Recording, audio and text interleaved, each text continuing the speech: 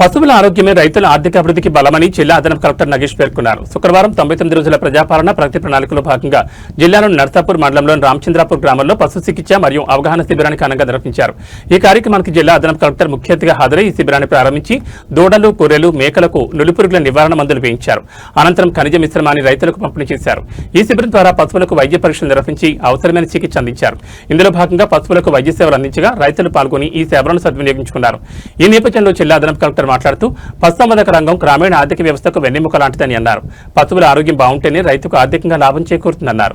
రైతులు పశువులకు సమయానికి టీకాలు వేయించడం, పోషకాహారం అందించడం, పరిశుభ్రత పాటించడం వంటి అంశాలపై ప్రత్యేక శ్రద్ధ వహించాలని సూచించారు.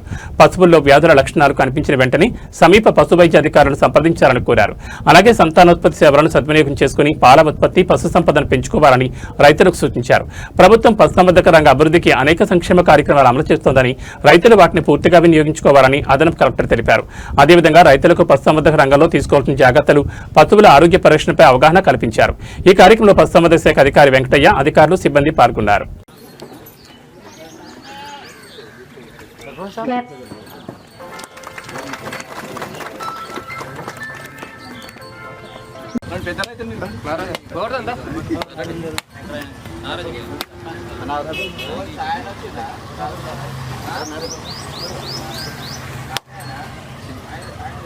सिगरेट साहब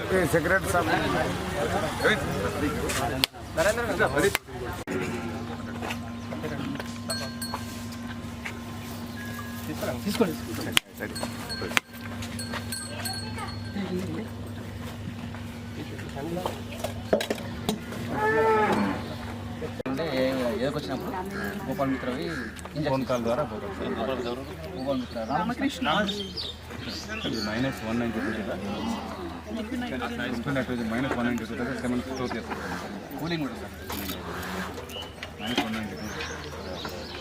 నెల వరకు గేదె ఎదకు రాకుండా కట్టించకపోతే మళ్ళీ ఉట్టి గేదెని 8 నెలలు మేపాల్సి వస్తుంది. అప్పుడు రైతు ఎంత నష్టపోతాడంటే, అందువల్ల మనం ఈతకి మధ్య గ్యాప్ 12 నుంచి 13 నెలలు మెయింటైన్ చేయాలి. అది గేదెలు అయితే. ఆవులు అయితే 11 నుంచి 11 నెలల మధ్య గ్యాప్ మెయింటైన్ చేయాలి.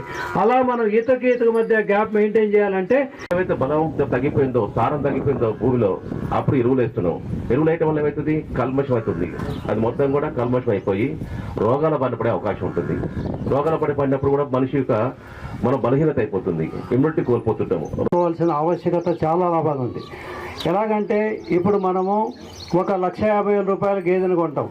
కొన్న తర్వాత మనము చాలా వరకు రైతుల యొక్క వాళ్ళ దృష్టి ఎలా ఉంటుందో చెప్తున్నా.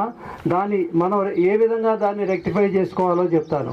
1,50,000 రూపాయల గేదెను కొని దాన్ని మళ్ళా మనము పాలు ఇస్తుంది కదా, రోజుకి 14 లీటర్లు 15 లీటర్లు ఇస్తుందని దాన్ని ఎదకొచ్చేటాయని కూడా అతను రైతు ఏమాత్రం గుర్తించాడు. దానివల్ల రైతు ఎంత నష్టపోతాడంటే, ఒక రైతు దాన్ని గుర్తించకుండా దాన్ని లేట్ కావటం వల్ల ఒక లేట్ అయితే 3,000 నుంచి 3,500 రూపాయల వరకు రైతు నష్టపోతాడు. అంటే రోజు ఎలాగంటే, ఇప్పుడు ఒక ఖరీదైన మనం మేలుజాతి పశువును కానీ ఆవును కానీ మనం కొన్నప్పుడు ఈనిన తర్వాత 2 నెలల నుంచి 3 నెలల వరకు ఖచ్చితంగా ఎదకు రావాలి.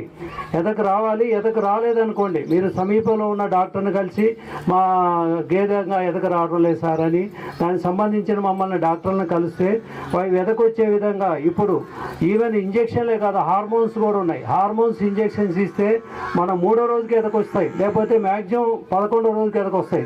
ఫర్ ఎగ్జాంపుల్, నేను ఇప్పుడు ఈ మీటింగ్ స్టార్ట్ అయ్యే ముందు కొంతమంది రైతులతో నేను ఇంటరాక్ట్ కావడం అనేది, ఒక గణేష్ అని మీ ఊర్లో ఒక అబ్బాయి ఉన్నాడు. ఇతను నన్ను నర్సాపూర్ కూడా ఫ్రీక్వెంట్గా వచ్చి ఎట్లా డౌట్స్ అడుగుతుండేవాడంటే, అతను చాలా మంచి యానిమల్స్ పెట్టాడు. అతను కొంతవరకు నాకున్న దృష్టి ప్రకారం అంత సక్సెస్ కాకపోవడానికి కారణం ఏంటంటే, తర్వాత కావాల్సిన అబ్బాయితో కూడా మనం